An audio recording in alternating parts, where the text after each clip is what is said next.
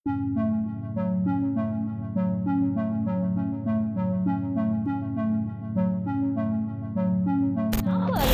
Indonesia dan Thailand cemburu dengan Malaysia sekarang ni. Tetapi sekarang ini kita malu. Diplomat Malaysia baru-baru ini mengungkapkan bahwa BRICS lebih memilih Indonesia karena sejumlah faktor penting. Indonesia, dengan ekonomi terbesar di Asia Tenggara dan populasi yang besar, dianggap sebagai kekuatan regional yang strategis. Selain itu, stabilitas politik Indonesia dan perannya yang aktif dalam organisasi internasional memberikan nilai tambah bagi BRICS. Kazan BRICS Summit last year, 13 countries were admitted as partner countries. But in January, only Indonesia has been admitted as a full member. So why is Indonesia a priority? The first reason is economics. Indonesia is the largest economy in Southeast Asia. Its economy is about $1.4 trillion as of 2023. So for BRICS, it is vital to have Indonesia as a member, an important member at that. Now, I mentioned to you that the global GDP of BRICS is roughly about 31%, but with the inclusion of Indonesia, it is going to jump over 41% of the global GDP, and therefore now, with Indonesia's inclusion, BRICS becomes an entity that just cannot be ignored. It is too big to be ignored.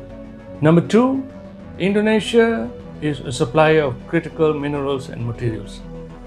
In my videos on BRICS, I have explained that one of the fundamental strategy employed by BRICS in search of its membership is that the members must be suppliers of critical materials and minerals. The admission of South Africa, for example, was intended specifically for that because it is producer of huge amounts of components which are required for the economy of the future, various sensitive economic manufacturing items today. And the other important mineral component which is being produced by the members of BRICS is, of course, oil, and that's the reason why countries like the several members in the Middle East, including Iran, have been admitted. So Indonesia is on its own, by its own right, a producer of such kind of minerals.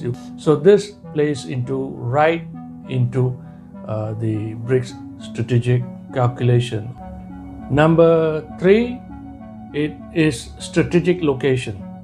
And again, in a previous video, I have explained that the second important strategic calculation that BRICS takes into account is the location of its members. It is important for BRICS to be in control of the major trade routes. So if you were to look at the map, for example, you'll find that the Suez Canal area, which includes countries like Egypt, UAE, and in the Horn of Africa, Ethiopia, Cape of Good Hope, South Africa. These are all important waterways of the world, and this is where the members of BRICS are. So it is no coincidence that Indonesia should be chosen as a member because it sits astride the Straits of Malacca.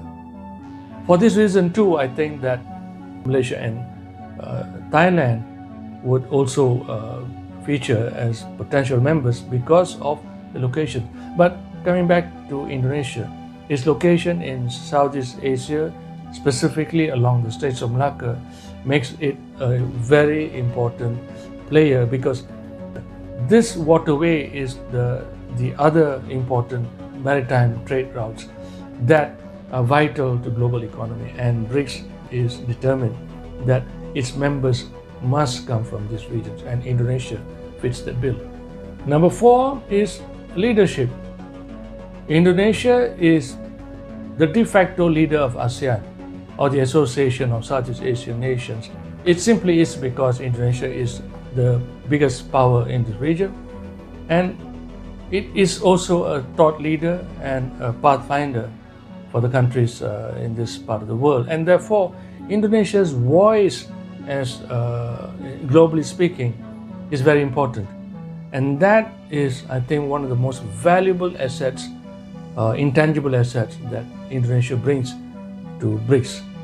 For that reason, Indonesia is indispensable, if you ask me, for BRICS. And number 5, linked somewhat to its global leadership, is Indonesia's position on non-alignment. Now, Indonesia, as you know, is one of the founding fathers, or in fact parents, of the non-aligned movement with its Bandung conference in the 1950s. So Indonesia has always had a preferred position when it comes to the global south, as a voice for the global south in many ways, and non-alignment is one of them. And this is again a very important strategic asset for BRICS, because Indonesia's voice is a voice of reason when it speaks out there on international issues. So I think this is also an important calculation that has gone into the minds of the BRICS members when they decided to admit Indonesia very early on as in 2025. And number 6 is its population. Indonesia has 280 million people living in it. Its sheer size makes it impossible to be ignored. And imagine having a member like Indonesia in BRICS. It simply elevates BRICS to another level of importance as in terms of organizations in the world. With the admission of BRICS, now the population of BRICS would be well over half of the world's population. So again, as I said, from the economic standpoint, BRICS just simply cannot be ignored. But when you throw in the component of population, its strategic location, and its voice, politically speaking, BRICS is simply no pushover. Now it is actually a force to be contended with. So Indonesia's admission has basically now positioned BRICS in a different league altogether, if you were to ask me. An important league as an important player. That is why Indonesia has to be brought in early. So Indonesia was admitted very early in 2025.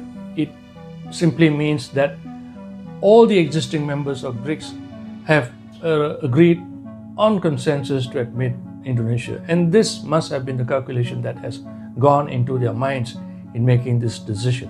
Now, I have mentioned to you that BRICS is positioning itself by putting in the strategic building blocks, starting with the strategic materials, the supply routes, and then it goes on to the banking system, which is another area which I've spoken about in the previous videos.